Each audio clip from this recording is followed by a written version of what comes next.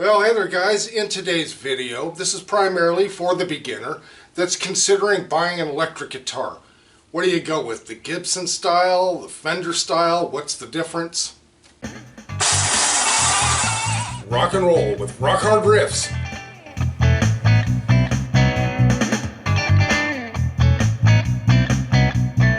Well, hey there guys, this is Rock Hard Riffs, the rock and roll guitar channel for the self-taught. Hey, if you happen to be new to our channel, please take a look at our playlists and you'll see all kinds of assorted videos and what we do. And if you like what you see, if you enjoy what we do, please subscribe. We truly appreciate that.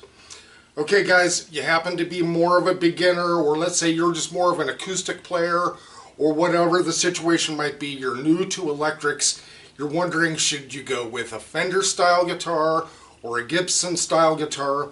The reason I say this is because these happen to be the most common, right? So let's talk about a few different things that actually would make a difference to you. Most of the Gibson style guitars, the scale length happens to be about 24 3/4 inches, while on the Fender it's about 25.5 or 25.5. Now the difference between scale length really does make a difference in the tautness of the string, and sometimes the action of the guitar as well. So the shorter the scale length, the more relaxed, you could say, the strings will be. They don't have to be quite as tight to cover so much distance. Even just 3/4 of an inch is all the difference between the Fender and the Gibsons.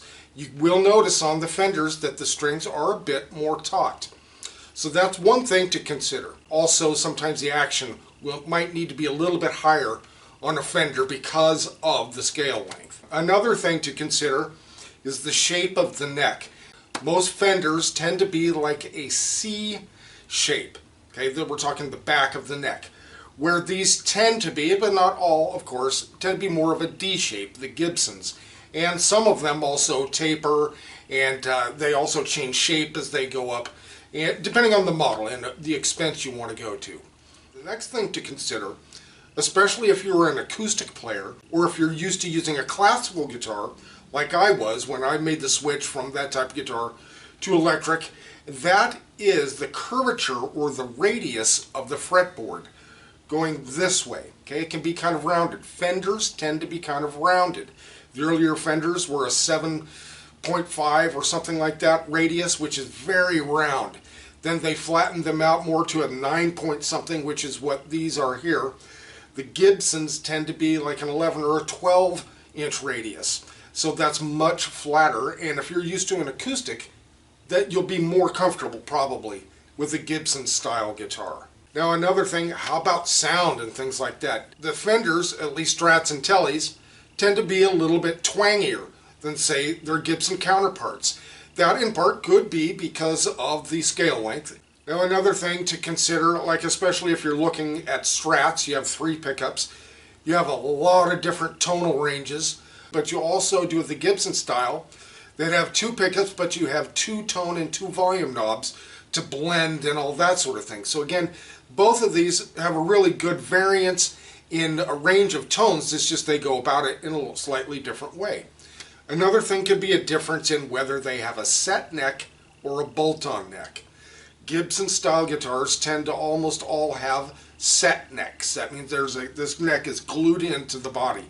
Whereas Fenders bolt on just like it sounds. They're bolted on to the body. The neck's bolted on to the guitar. That also tends to make them a little bit less expensive. So that gets on to our next point. How much money do you want to spend? Now if you're a beginner, that sort of thing, unless you're just made of money and you have money to burn, I would not start with a full-blown, say, Gibson. I would start with an Epiphone or something like that. We have several Epiphones here. Now these are fantastic guitars for what you would call entry level today. Phew, boy, killer entry level guitars. I would use these all day if I were out playing these Epiphones, absolutely.